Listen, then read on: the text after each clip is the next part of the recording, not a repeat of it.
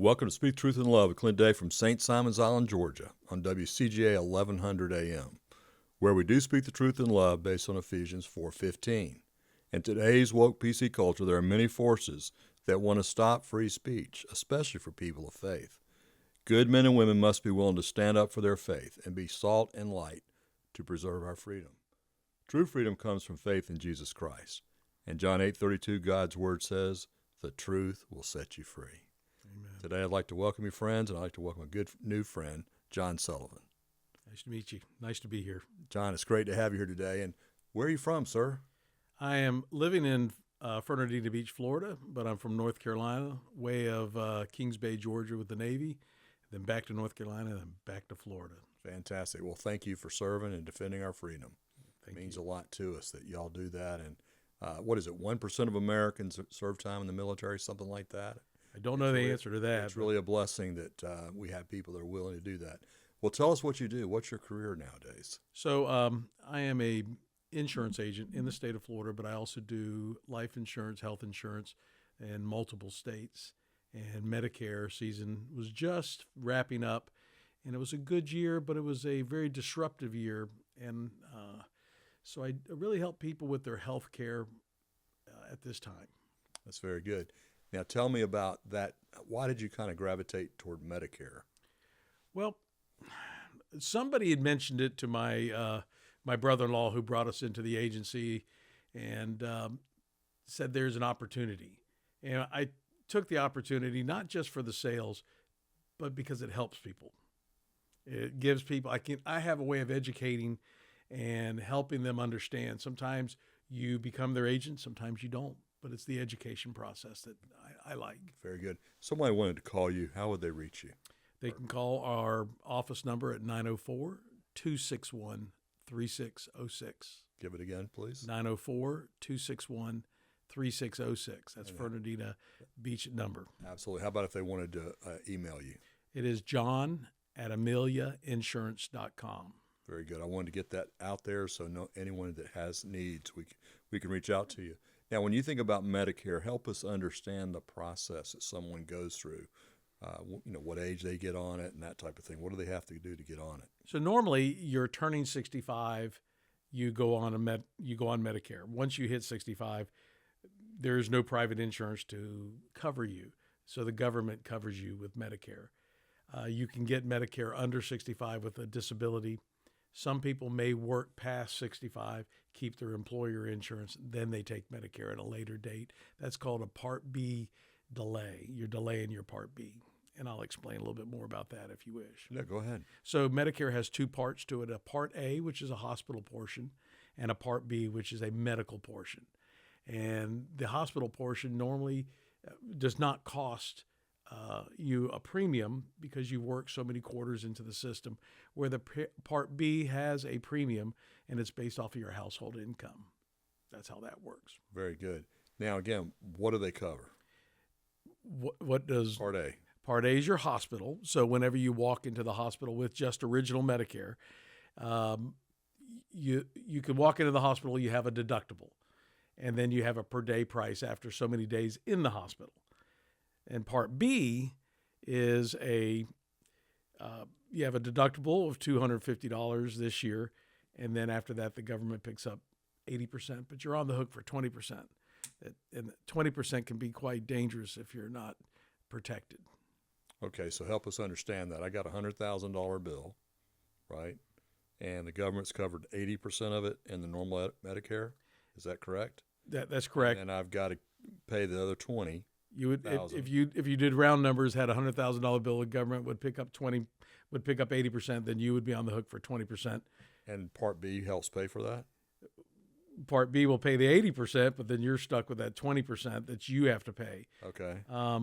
So it's critical that you kind of understand what I don't want to say on the hook for, but what is your portion? And there's ways to protect your assets. How do you protect yourself? So you can take original Medicare. You can pair it up with a Medicare supplement, or also known as a Medigap policy. Okay, I think I have mine with AARP through United Healthcare. And that's a very good company. I've heard it's a very good program.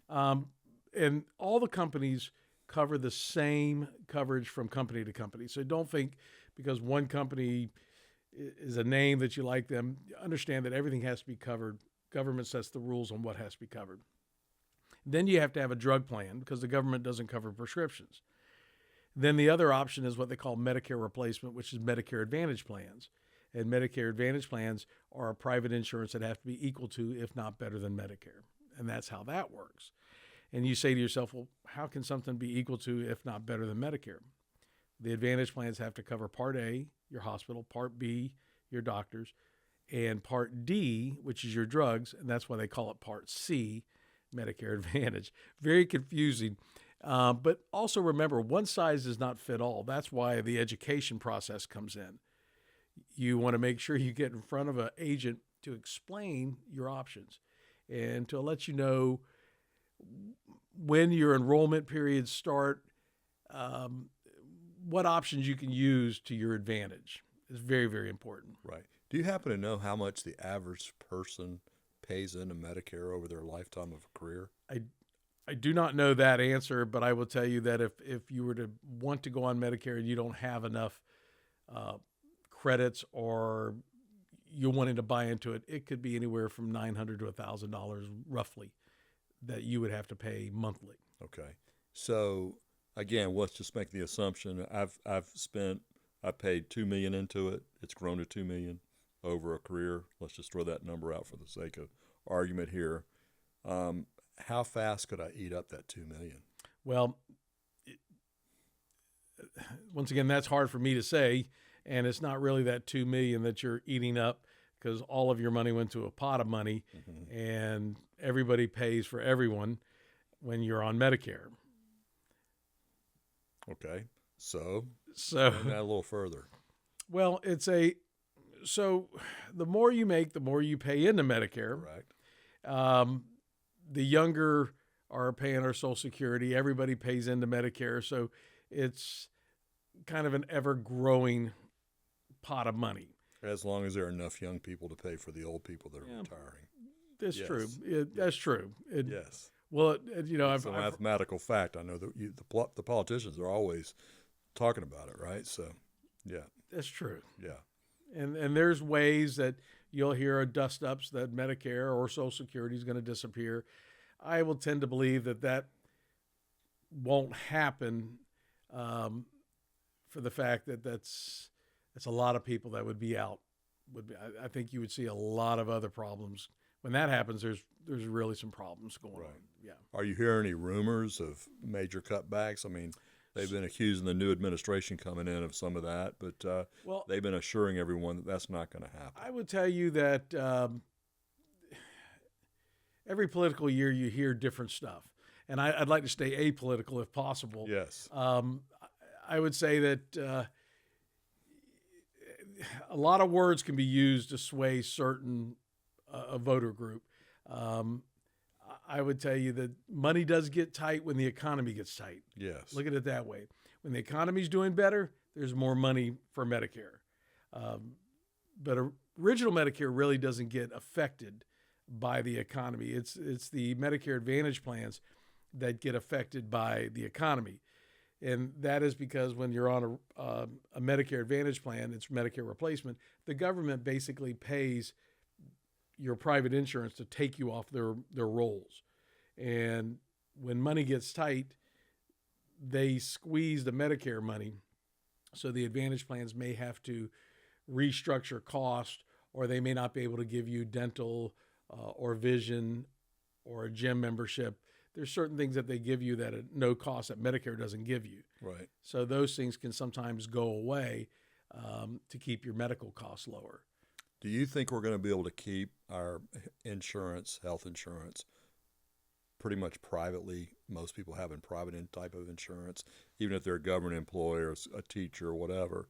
Are we going to be able to maintain that? Because we have so many forces that seem to want to make it all government control, much like a Canada program or a UK program. So you're talking about a single payer. Correct.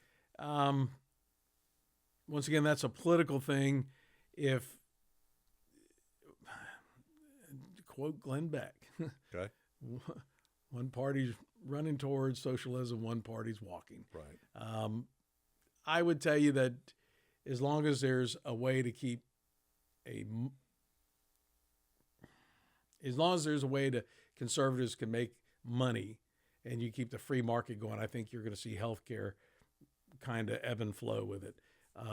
But politically, they've already begun a government program, a government-funded program. Absolutely. And, of course, you got Medicaid on the state level that helps a lot of people that are in need, right? Well, Medicaid is a very good program because that's based off of income. It's right. a state-level thing, better control, better understanding of where the money's going, better interviews, if you will, the potential client, I guess. Just my perception of it. And, of course, I know plenty of single moms that could not get under, quote, Obamacare. Right. And they were forced to kind of go toward Medicaid. Well, it's set up that way. Right. Obamacare is, or the ACA is set up that you have to file taxes to be able to get a subsidy. If you don't file taxes or you don't make the minimum amount, I think it's $18,000 this year, you have to go on Medicaid. Now, the Medicaid and Medicare is another different world. It's actually a very good world for the senior who's on Medicare and Medicaid. The under 65, I think it could limit where they can go. I know in Florida, it's kind of a hard boat to row trying to find doctors. Well, do me a favor, explain the difference between Medicare and Medicaid. So Medicaid is for, it's an income level based help from the state. Medicare is a federal base. Everybody gets Medicare. Everybody, or if you've worked into it, everybody has the right. Or if you're severely handicapped. Or they'll give you disability. Right. That's correct. Medicaid is based off an income. So when clients who make a certain level of income, the state will come in and help pay their Medicare Part B, which is now $185 a month. Also can help pay their bills. So some plans that I have, they cost zero for a client to go to a hospital or a doctor, so they're not going to lose out on having to pay on their medical. So the state Medicaid and Medicare is a very good plan for those people who qualify, and it keeps them available to their doctors, and right. So we're not just seeing them on the street. Sure. The Medicaid system under 65 through the ACA. Or if you don't make enough money to qualify for an ACA program, could be quite hard to navigate, depending on what state you live in. Some states have more Medicaid funds. Some states do not. Florida is one of them that have kind of decided to keep it small. Right. Now, does the federal government underwrite any of the Medicaid? No, that's a state program only. Excuse me. That's a state-funded program. Gotcha. All right, but the state of Georgia seemingly has a pretty good. Now, let me take that back. The federal government may give funds. I don't know 100%. Right. I know that during the Obama years, the states that increased their Medicaid, there was some things the government would do for them. But so I'm not. So I understand that there probably is. Right. That's one of the things I literally went on Medicare this last year, and I thought that everything was going to be taken care of. Right. I did not know that you had these other plans. I mean, my perception of it was based on what I always heard is, it's going to be all taken care of. And my big payments were going to go away. And they're not as big, of course, but they're still there. Mm-hmm. And the one thing I ran into this year was what's called a donut hole. Yes. You know what the donut hole is? So the donut hole for drug plans. This year, in 2025, the government has done away with the donut hole. So basically, instead of you hitting $8,000 out of pocket and everything goes away. Well, so let's step back. Last year, you had a initial, So last year, the donut hole was around $4,600 and $4,650, let's say. Once you hit that, you would go in the donut hole and you'd pay 25% of the cost of your prescriptions. Once you hit $8,000, the government picked up 100% of it. Now, this year, there's no more donut hole. The max you can spend on drugs are $2,000 max. And hopefully somebody worked with you on your drug plan, because if you didn't look at it, you could be on the wrong plan and you could pay more money than you need to. Right. Right. Well, that's one thing I found this year with the so-called donut hole. Again, explain what that is. So the donut hole, since there is no more donut hole. So understand last year when there was a So donut it hole, hit me this year in 24. 2024, since there's no more donut hole, the max you can spend on prescriptions per person is $2,000. That's in 25. That's in 2025. Gotcha. 2024, the max, when you would go into the donut hole after you spent $4,650, you'd be in the donut hole. The government didn't help you. You would pay 25% of the cost of your drugs until you hit $8,000. Once you hit $8,000, the government paid for all your prescriptions. This year, the government says, fine, you hit $2,000 maximum out of pocket, we'll pay all your prescriptions, which means everybody pays all their. Okay, so a lot of people were shocked in that hole, right? 46 from 8,000, $3,600. All of a sudden, they're having to pay up to $3,600 to cover their drug costs. Are correct? $4,600 last year was $4,650, right? Right. Okay. Whatever. So we're right at 35.50, whatever. So we're right at $3,600, right? So all of a sudden, if you have some real big needs, you could be hit with a $3,600 bill. Is that what I hear? This year or last year? In 24. 2024, the difference between 46. So during the $4,650, your drug plan should be eating up most of that cost. Gotcha. Once you hit the $4,600, that 25%, depending on what prescription you are, Okay. You're paying 25%. 25% of 3,600 or not whatever. until you hit $8,000. Correct. Okay. And then once you hit the $8,000, then Okay. Because I was wondering what happened to me. I mean, obviously, I had very good. I was very happy with my pill bills, if you will. But then all of a sudden, the guy goes, "Wait a minute, this is going to cost you this much more." And literally, I just went through that. I was trying to debate myself.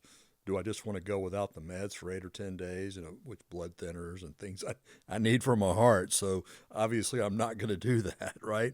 But I did wait as long as I could before I paid for it, right? Sure. And so I hit the donut hole. And of course, now in January, that's going to totally go away. So the donut hole will go away, but people should still get creative on their prescriptions. Correct. So when I say creative, the Trump administration did open it up that if you can get your drugs cheaper through Canada, go pay through Canada. You just can't run them through Medicare. Mm-hmm. If you could pay cash for your prescription drug, pay cash for your prescription drug. Don't run it through your Medicare plan.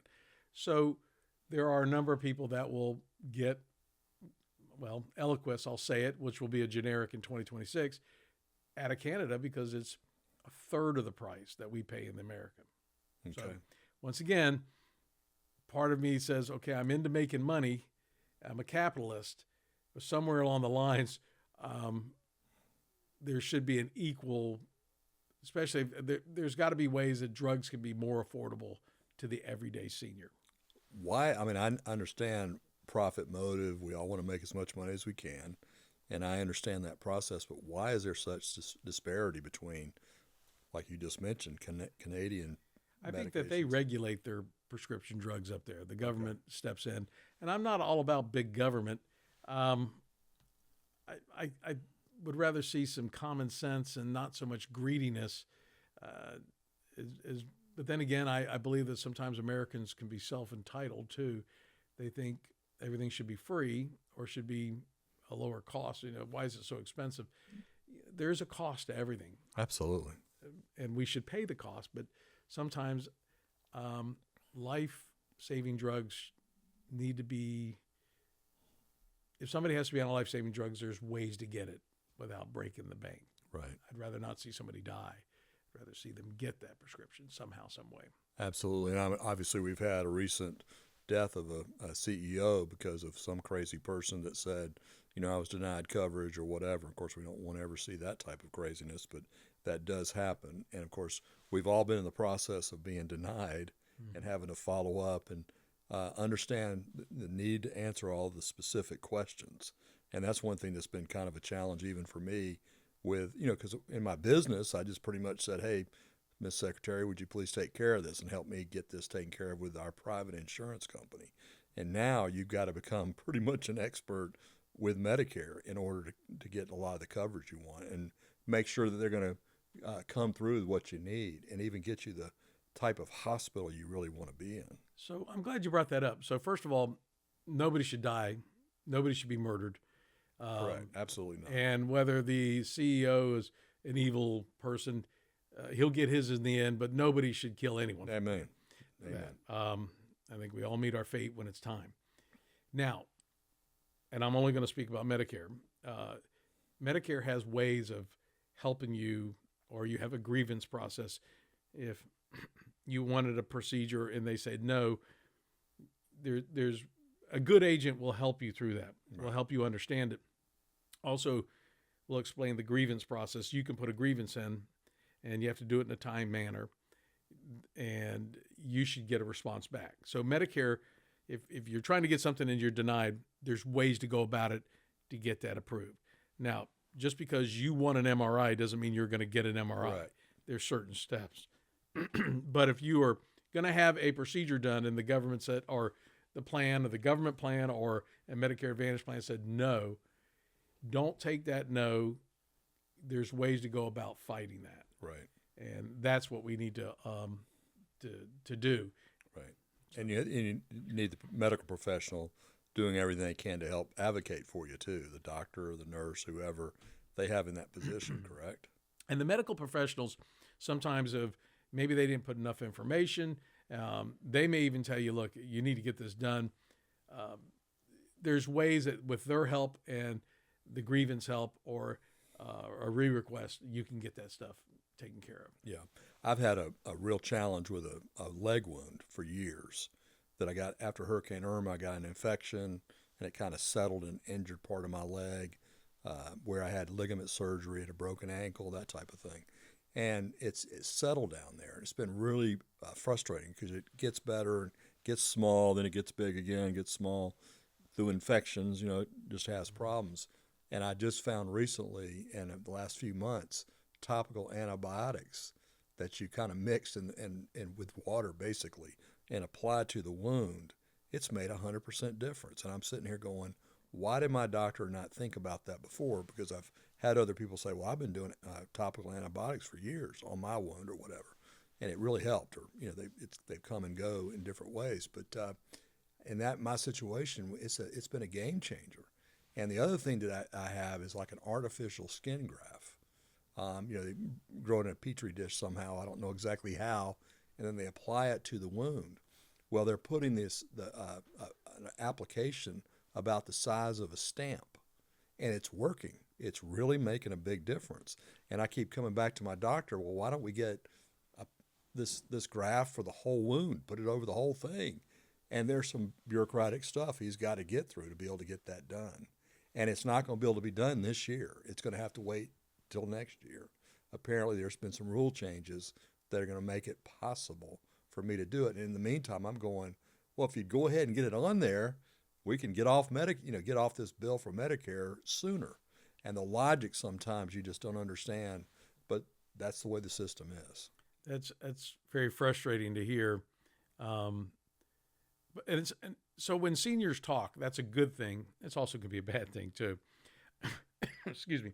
There's ways that by communicating with each other, you can bring things up to your doctor. Sometimes your doctor may not know something or probably know something, but your path may be a different path you want to take. I always say that you're in control. If you and the doctor are not on the same page, find another doctor. But Right. You obviously like your doctor. Right. Well, and again, I understand that. I'm talking about a doctor at a facility in Atlanta who's done a great job. I mean, he's got me back on track. Over the summer, I had some setbacks, and things are really getting bad. And it can be it's very scary, as you know, when you're having a health issue and you're making good progress, and all of a sudden you start seeing steps backwards. It's very scary to not know really what to do. And then, of course, relying on those professionals and getting people to advocate for you, really. And that's what I keep seeing about every 2 weeks, and I go, is it time to get this next level? And he's like, well, we got this bureaucratic stuff we got to get through. And I mean, it took them 6 months or so to even get approval for the skin graft, right? And it's a place you would think they do it regularly, but they have a certain kind of graft they use, and this was a new type of graft that was. The hang up was with the government, or I think both ends. Okay. I really do. I think it was how many people are advocating for you within that hospital, but also getting the proper paperwork, like you've already stated. Right. A key part of it, is when we're doing these things, we have got to be patient. We've got to get the right paperwork done. We've got to fill out those to get it done to the T, because that's a lot of times what prevents something being paid. Well, you're speaking the truth, and hopefully you're a special case. I would say that not all my clients have those many issues. Correct. And I like to hear when clients have issues, because then I can help guide the next client Exactly. with those issues. Well, I mean, just about everybody I know that has Medicare, they all have hoops they've got to jump through. You just got to persevere. And like you said, sometimes you just want to give up. You just kind of throw up your arms and you go, I'm not going to continue this fight. But I've seen a lot of people that did. They just get on the phone, they stay on the phone, they work with the hospital, they work with Medicare, and they try to develop relationships with specific people rather than trying to explain it every time you get on the phone, right? That's one of the biggest frustrations I have. You got to have that person's name, so hopefully you can call the same person back. And so when you explain it, it's not just based on notes, it's based on a relationship. Just hopefully we are talking to somebody stateside. Exactly. So that Absolutely. can be frustrating. That can be very much of a challenge. All right, so let's go back. You mentioned early in our conversation that 2008 was kind of a unique year for you, had some setbacks, and I always love to ask people, John, what's the biggest setback that you're willing to share that you've ever been through that helped you become the person you are today? Well, 2008, closing our business and realizing you couldn't, people with master's degrees couldn't get a job. And I took any job possible. And I was very fortunate to work at a number of places and finally settling on a job working for the local parochial school where my children went to school. And I was there with a lot of special people in the military. And they would say, you got the best job in the world. And I said, I was a janitor. I said, really? And they said, yes. And I said, why would you say that? He goes, because you get to see your children every day. And I said, and then it made sense. I got to watch my children grow up every day. And so that was, it humbled me. I didn't have as much money coming in, so I had to learn to recreate myself. And when we bought the agency, 2008, we put money into it with my brother-in-law. We moved back to Florida once the kids were grown up. And that's where I became a better person. I've learned that I need to help others. Educate. Insurance is about education because you don't sell product. I mean, you've got to remember, you can't touch it. You can't see it. You can't put it in your pocket. You have to explain it. And hopefully, I always say insurance is a product you want to sell. Make sure they have more than enough, but never use it. Because if they use it, it's a sad day. There's something wrong. Something happened. Mm-hmm. That's good. Well, what do you think the main thing God taught you in that process? Put people before yourself. Help other people, and He will come back to you in multiple ways that you will not see it, which I have. I have clients who can't mow their lawns, so I go out and mow their lawns, and they send me clients. I have to do for others. I would give away as much as I earned because it'll all come back. And I'm just trying to get into heaven. Being a Catholic, we always have that little bit of guilt. Mm-hmm. So I'm always thinking that I've got to make sure I do the right thing today for Him to take me. Amen. In the end. Amen. The good news is all we got to do is have faith in Jesus Christ. Absolutely. That's all we got to have. We don't have to work our way there, but faith without works is dead. I get it, but we can't work our way to heaven. It's simply what Jesus did. I believe in us. work, and always working for Him is the best way to go. And the way I work for Him is helping others. Absolutely. That's good. Well, and of course, Jesus was a great model, servant leadership like that. He's the best model we have. All right. So now, how long were you doing that? How long were you involved with the janitorial? So I 5 years, and the good thing is I wound up working for my priest when I was a child. When he took me in, and we had a great friendship. And he just passed away recently. He was a great mentor. He was a convert to Catholicism, so he was very. I think he was harder on Catholics than the Catholics being a Catholic. So I learned a lot, and it's the same thing in the military. When you come up through the ranks as a seaman to an officer, they're a lot harder on us. The regular officers just let us be. So he taught me a lot. He taught me a lot about myself, and I would do anything for him, and he would do anything for me. But it was a very faith-based friendship. Mm-hmm. It was all, it was always about helping others. And where else did we go? I kind of got lost there. That's fine. And of course, when you think about looking back at what he was teaching, what was he teaching you? He taught me about myself and how internally I needed to be different than the way I was. I would say that when I was in the Navy and got out of the Navy, and I was I was driving but didn't know which way I was going. And things were good. And when things are good, there's money, and you just keep driving and you keep buying stuff. But when it all goes away, you have to look deep, and that's when your family becomes everything. And you have to look at who's around you and put your faith in the people and put your faith in where you believe. I really learned a lot. I learned a lot about my faith. I learned a lot about me personally, and hopefully I've changed. Right. Do you like reading the Bible today? I enjoy, so I have to say that I'm a dyslexic person. So when it comes to reading, it's hard. But I enjoy listening. Good. I enjoy The Chosen. I think has really made a knucklehead like me understand God. Yes. And our Bible studies at our church are very good because it's just men talking about, now it's a men's Bible study, please. Men talking about the Bible. And instead of, and that's really put the Bible in perspective for me. That's good, and I agree with you totally on the listening to it a lot. I've always been one that read the Bible, which I still do, but I do enjoy listening to it. It's interesting what you hear that you don't read sometimes. It's just very interesting, the stories and maybe detail I'll hear sometime in a story that I would not read it. I would read kind of right through it or whatever. And tell me, what's one of your favorite stories in the Bible? Well, I would say, let me step back. There was a sermon that my monsignors told, and it was about a man who died, and he was sent to hell, and he kept wanting to get out. And so that'd be Lazarus.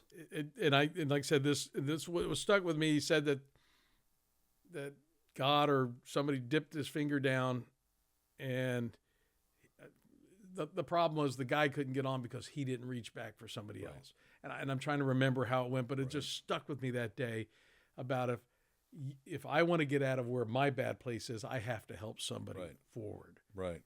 So that is the one that sticks with me the most. Very good. And then, of course, when you think about, do you memorize Scripture? Yes, I do. Medicare, for example, I work with a couple of good men that we all work together, and one day I said something about we were talking about going out and talking about our plans, and I said, if they're not listening to what you're saying, shake the dust off your feet and move on. And he looked at me and he said, and that's when we became better friends, is because we do this not because we want to make money, we do it because we want to help people. Right. And so where does that story come from? That's when Jesus sent the disciples out. Yep. And sent them out to preach, to pass the word along. Right. That one, again. People aren't ready. They're not ready, right? Sometimes they're not ready, and you can't convince somebody who's not ready. That's right. And don't waste your time. Find the person who wants it. Exactly. And that's, I mean, it's good to continue to build a relationship and the friendship, but your point's well made. At the right time, God will get a hold of them. And just like you just said, it's amazing the stories we have in our lives of setbacks that are turning points in our life and our faith, where we really turn to God and ask Him to help us, get through something. And we become more dependent on Him, if you will, and more willing to surrender everything to Him. And I know you were talking about your business opportunities of 2008. I went through a similar type thing. Of course, in 2007, I actually had a heart attack, in May of 2007. I'd been a chairman of a bank, and we had built that bank from like 8 million or 11 million in assets to over $1 billion in assets. And we thought we were pretty smart. The stock values were going up and everything. It was great. But again, of course, in 2007, business was starting to change, and particularly in real estate, I was a developer, and man, it was just getting harder and harder. But I thought we could work through it. We've always gotten through this stuff. And then I had that heart attack, and all of a sudden you're like, wow, you got to change everything. You've got to take care of yourself. You can't continue to run this race the way you're running it. And then about 15 months later, the federal regulators came in and literally shut that bank down. And I'd been gone for like 15 months, so I wasn't there to try to help them figure things out. And we were one of those banks that were too small to save, right? You're right. You had these banks that were too big to fail, which Truist got $40 billion, BB&T got like $40 billion. And these banks survived, but the banks that needed $50 million, they wouldn't do that, or they were, had to get in line in ways the big banks didn't have to. And so the gentlemen, the people that took over our bank were from the board side after I'd been chairman of it. They just had a different vision, and they weren't willing to give up certain things. And, again, you've got to be willing to sell your stock at a lot cheaper price to be able to get that capital that you need at that time. And they were not apparently willing to do it. I mean, I don't know all the details behind it because I wasn't there. But it's amazing how God sometimes just shuts a door, not even expecting it, not wanting it. Like you were talking about being in the furniture business, everything's blowing and going. You're busy, you're buying what you want, you're operating the way you want. And all of a sudden God says, nope, you're not staying in North Carolina. I'm moving you to Florida, and you're going to have a great opportunity to be in a major growth market. And you're going to pick a good city like Jacksonville and Amelia Island is. It's an amazing place to be. And then the advantages of what's going on around you, the customers that are literally walking into the community coming from somewhere else. That's true. So I do have to share one story. When I closed the business, we talked about closing our business. I gathered my two children around, and I said, so we're going to have to close our business, and we're going to have to change our lifestyle. And my oldest son said, good, you'll be home. And I said, son, I've been home every night. He goes, you've been home, but you've not been home. Yeah. And then it hit me. I have to change now. Mm-hmm. So it was the best thing. Like I said, it was his way of saying, fix it. Mm-hmm. And we did. That's so good. And obviously we got to be present with the moment, right? That's right. I mean, I am so bad about, you get your phone out and you look at it and you start going down the list of things you think you want to read about when you're sitting right next to someone that wants to hear from you. And it takes real discipline to just say, no, I'm not even going to look at my phone. But I know we all do that. We have got to learn to be present with the person we're with, and how much we appreciate it if somebody does that. Okay, let's go back to Medicare. Okay. All right. Okay, what would be your recommendations as someone's looking to 2025? You mentioned some changes, the donut hole change, for example. What do we need to be prepared for with new rules? What's going to happen for 2020? So first of all, if you did make changes within the annual enrollment, which is October 15th to December 7th, you may not be able to make a change in 2026. There might be a special election window because of the storms, and that's, talk with an agent. But if you are on a Medicare Advantage plan, there's a thing called open enrollment, also known as OEP. It's the first quarter of the year that if you move to a plan and you don't like that plan, you can switch to another Medicare Advantage plan or go back to original Medicare. So that's the window of opportunity there. My advice is you need to get a relationship with somebody that you can talk to about these plans. Somebody who's willing to tell you the truth. You're on a good spot. Don't make the changes, or show you some options. I go into every sale with not the idea that I'm going to sell them, or I present these plans. When I want to make sure the customers know, or the clients know, that they have options. And if they have questions, ask them. I don't sugarcoat anything. I tell them the goods and the bads with both of everything. But hopefully I can do my job by presenting and explaining. All right. Well, which one do you favor? I don't favor any of them. Okay. Wow. It sounds like a politician. No, not a politician. Because if I tell you one's better than the other and it doesn't work for you, then I just told you something that wasn't true. Well, how do you help us make the decision then? Well, I ask you who your doctors are. Okay. I ask you if you want to share any health concerns. I ask you about your prescriptions. I ask you, where do you go to your doctors? Like you said, you go to Atlanta. So a plan for you needs to be able to work. For this particular issue, For, my general practice doctor is near here. so right? once again, you go to Atlanta. Right. So whatever plan you're on needs to be able to work locally and outside of the county. Right. Some people go to specialty hospitals like Mayo, MD Anderson. Absolutely. So these are all things that have to be investigated. You don't ever want to put somebody on a plan knowing that their doctors or their expectations are not going to work.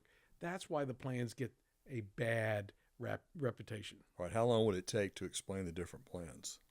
I like to do an hour, hour and a half to get to know somebody. Okay. Because I'm going to ask you a lot of questions. I'm going to do an intake. We're going to do a needs analysis. And sometimes I would even say, let's do multiple meetings, especially when you're just coming on to Medicare. I don't like to do a one and done. I like to do a welcome to Medicare meeting, explain how Medicare works, let them go home and digest it, let them come back with more questions. Medicare gives you 7 months to go on Medicare. It gives you 3 months before your birth month, and 3 months after. That's more than enough time to decide what plan's going to work. But normally I can get it done within the first month. What plan do most people get? Once again, that's not a good question to ask because who's most people? I can only tell you what one person does. And for you, what plan are you on? Right. The basic plan, and then You're on original Medicare Right. and a Medicare supplement with a drug plan. and then the best. Whenever I go in there, I don't even know what it's called. So it's the best drugs, best whatever. So I pay see, the least. I, as an bills. agent, would not say best. Right. I would, as an agent, is going to look at you and say, Well, they'll tell me that. They'll say you're on. Yeah, they're gonna- You're on the best plan. That's exactly that's what they- because they get paid faster. Okay. And it works for you. It works for your lifestyle. Right. Everybody's got. What a would be different defined as the best plan? I need to get my card out. It's the one that you AARP, United the Healthcare. one you pick Right. is the best plan. Okay.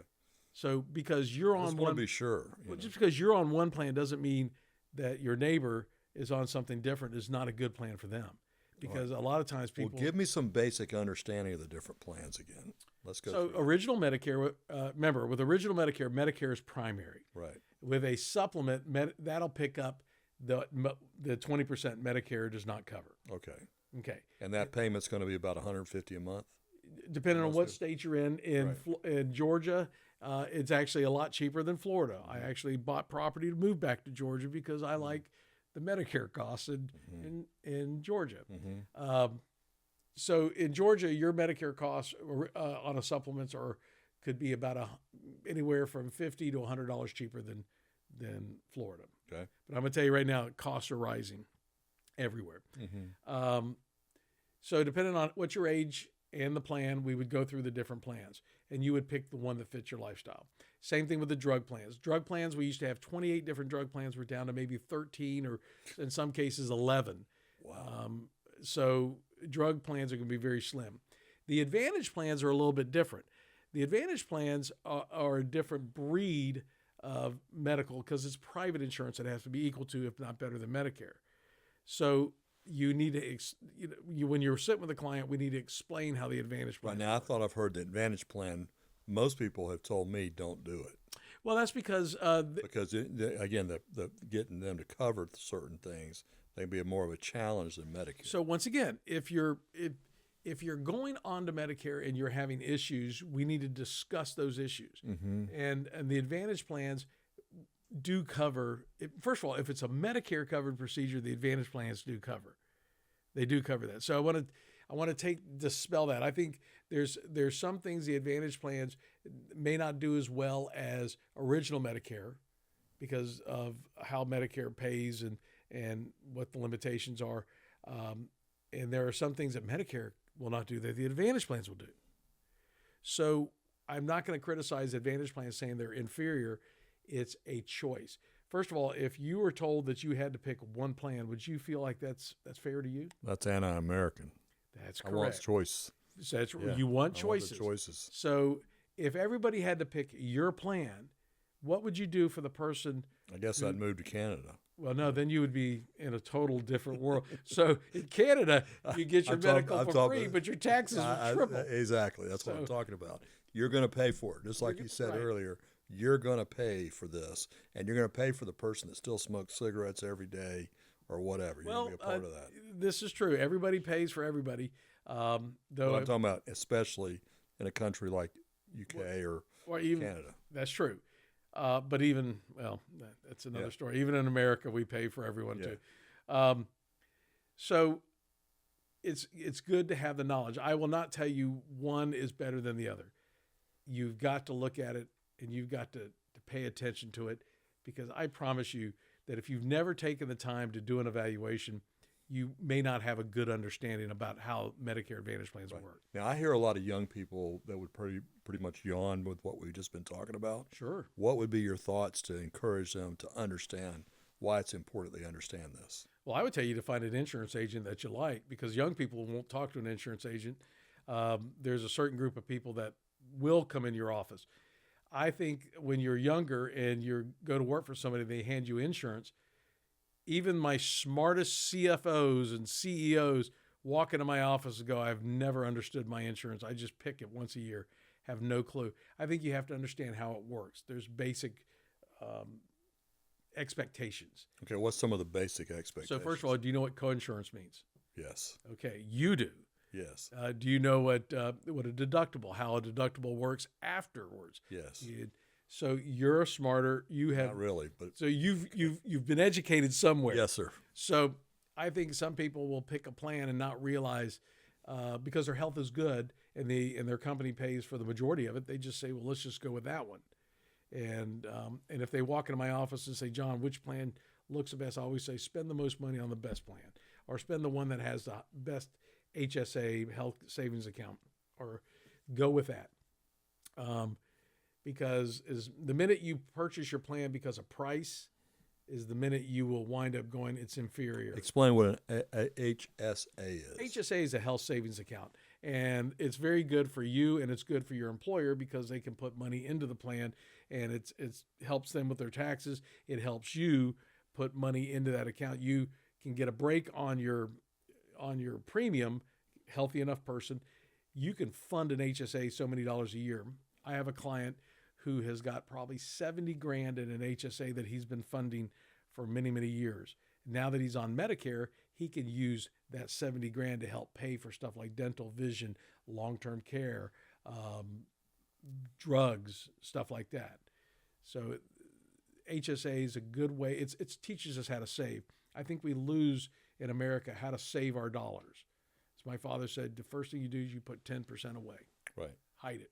Right. From yourself. How do you fund the SHA? What kind of caps on it, or how does that work? So depending on the plan, now again, was it be different in different states, or is that a federal program? Let's just say it might be different states and how much they'll fund it. Okay. So if you're allowed to fund 10% or 15 or 20% of your paycheck, your company may chip in another 5 or a percentage is what they'll do. Mm-hmm. And it just depends on the plan. Right. Help me understand how that works. So when you go to work for a company and you say, I want an HSA health insurance plan, and they will take so much money out of your paycheck before you see it to help to pay your premium and to fund your HSA. If you leave the companies that follow you? You can take your HSA with you, yes. Okay. And they're doing the accounting. You're not having to do that yourself. Nope. Okay. And you'll get a credit card to use your HSA too. Okay. So it's very good. All right. So show me how it works. Tell me. So how, if you have an HSA, I got a copay of $100. So you went to the eye doctor and you got a new pair of glasses that cost you $600. Right. You can whip out your HSA card, and if you've got $600 in an account, buy yourself a new pair of glasses. Okay. That's how it works. If you're needing to help pay for co-payments or co-payments, co-insurance, or incidentals. Right. Are you taxed on that? Any kind of income tax on that? No. Okay. Nope. That's tax free. It's a tax. Yeah.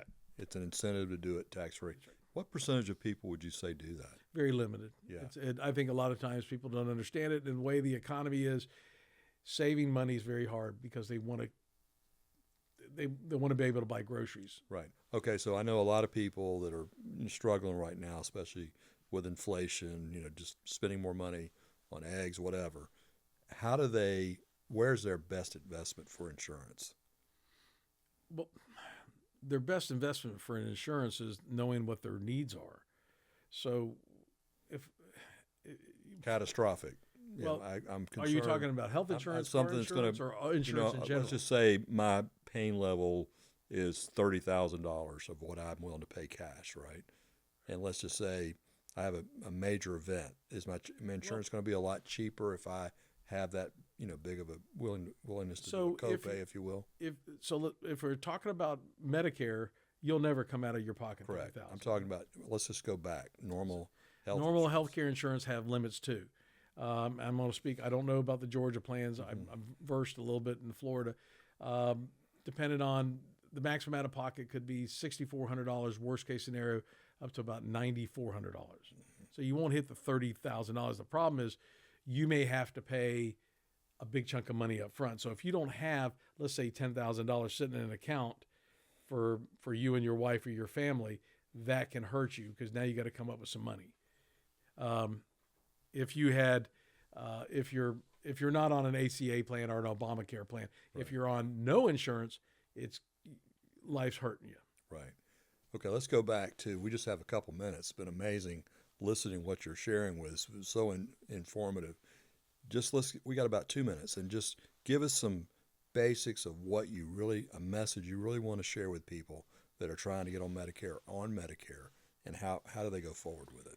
I would first tell you that if you're going to talk to an agent, find somebody who lives in your neighborhood or lives in your town. It's a lot of times people will call you on the phone and you don't have a relationship. You want to be able to walk in or call that person you're doing business with, like myself, that'll show up at your house, or you could walk in his office and ask questions. First of all, that means you have a connection. You're building a relationship. You want to build a relationship with somebody who's going to tell you the truth and who's going to advocate for you. I don't work for these companies. I work for the client. I am the client's servant. That's the first thing I would do. If you want to do it yourself, go do it yourself. But understand there's somewhere along the lines you're going to need help. And it doesn't cost you anything to do that. Absolutely. And of course, where would we go to get that basic information? Well, call my office. Okay. That's the first place. What's your number again? 904-261-3606. And what's your name? John Sullivan. Give the number again. 904-261-3606. Okay, so we're not in the exact same town, but you're within driving distance because you drove here. I will drive all over. Anywhere in this calling area, right? I am licensed in multiple states. I have gone as far as Virginia to sell a policy. So, all right. What's a final word of wisdom you want to give? 10 seconds or so. Put your trust in somebody you like. You've got to trust somebody, and if you don't trust them, move along, find somebody else. And Wesley's customers, our clients, I would say the listeners of WCGA are a good group of people. Met a lot of good clients this year. I totally agree. Wesley and Dee do an amazing job, and Wayne Farley does a great job with my tech, so I really do appreciate their help. Yes, John, it's been great. I've really enjoyed talking to you, buddy, today. It's been great to be informed, and I really love the fact that you want to build a relationship with your clients. I think that's such a great thing, because sometimes you get sold and that's it. You're done. You feel like you're done, but that relationship's key. Well, the honor is mine to be able to sit with you. Okay, well, thank you for saying I want my day to be and our audience too, for sure. Amen. Thank you, sir. I really do appreciate that. I'd like to say good day, friends. I want to thank you for joining us today for Speak the Truth in Love with Clint Day from St. Simons Island, Georgia on WCGA 1100 AM. And remember, every day is a God day.